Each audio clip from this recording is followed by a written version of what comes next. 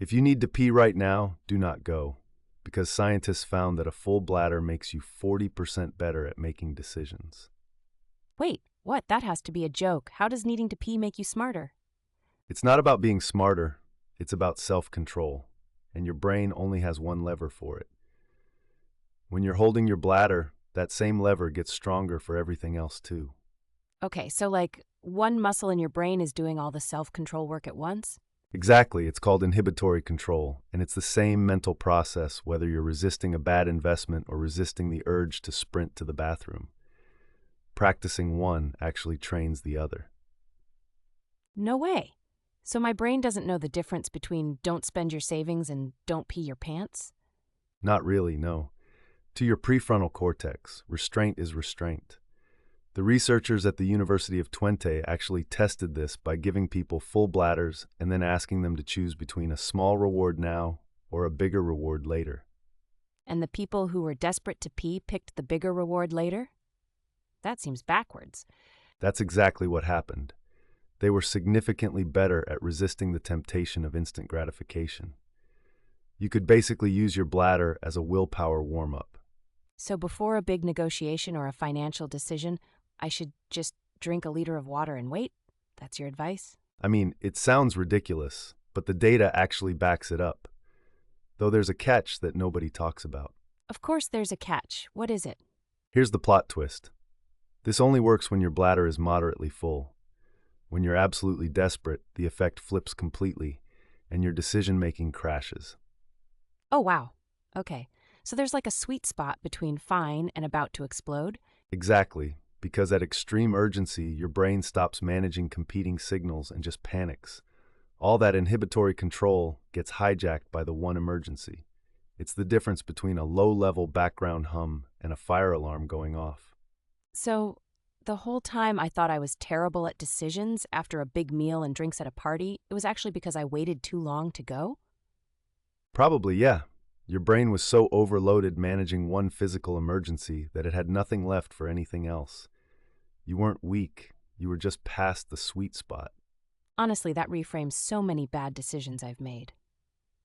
Okay, so what's the actual takeaway here? How do I use this? Before any decision that actually matters today, a difficult conversation, a purchase, a negotiation, drink a glass of water about 45 minutes beforehand and don't go to the bathroom yet. And that mild, I should probably pee feeling is actually your brain warming up its self-control engine. So the next time you feel that, don't rush to the bathroom. Rush to make that decision first. And this is not the only time physical discomfort has been shown to sharpen the mind. Think about what happens when you are slightly cold. Your body activates more alertness to deal with the environment, and that alertness bleeds into your thinking. So being a little cold also makes you think more clearly? Research from Leiden University found that people in slightly cooler rooms made more careful, deliberate choices compared to people in warm, comfortable rooms. Warmth signals safety, so the brain relaxes its guard. That explains why every important negotiation room I have ever heard of has either hard chairs or no heating. Now here is one you would never guess: hunger. A mild level of hunger, not the kind where you cannot think straight, but just noticeable hunger, has been linked in studies to better short-term decision-making because it activates the same inhibitory networks. Wait, so the old advice of never make decisions when you are hungry might actually be wrong? For mild hunger, yes, it depends entirely on the degree. This is the same sweet spot principle again. A little discomfort sharpens you. A lot of discomfort destroys your judgment. Okay, so we have bladder pressure, cold rooms, mild hunger, all pointing to the same thing. Is there a name for this whole effect? Some researchers call it inhibitory spillover, the idea that when your brain activates self-control for one physical signal, that control spills over into unrelated domains. It is like warming up before a race.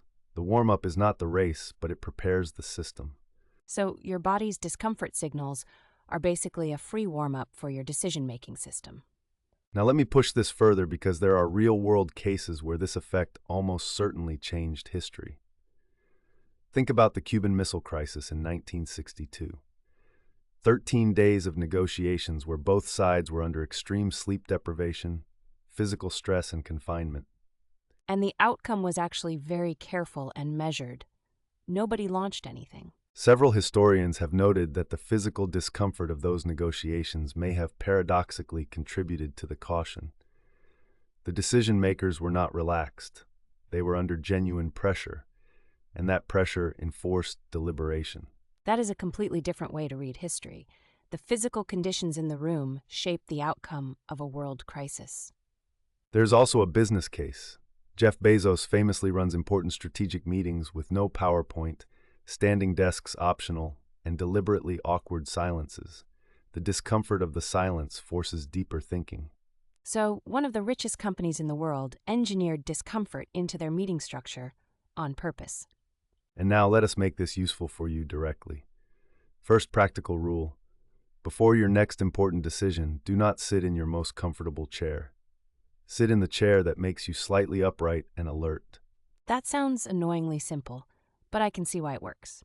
Second rule: if you catch yourself about to make a big financial or personal decision while you are deeply relaxed, on a couch, after a meal, in warm, comfortable lighting, pause. That physical state is quietly lowering your guard. Never sign a contract on a Sunday afternoon after lunch. Got it.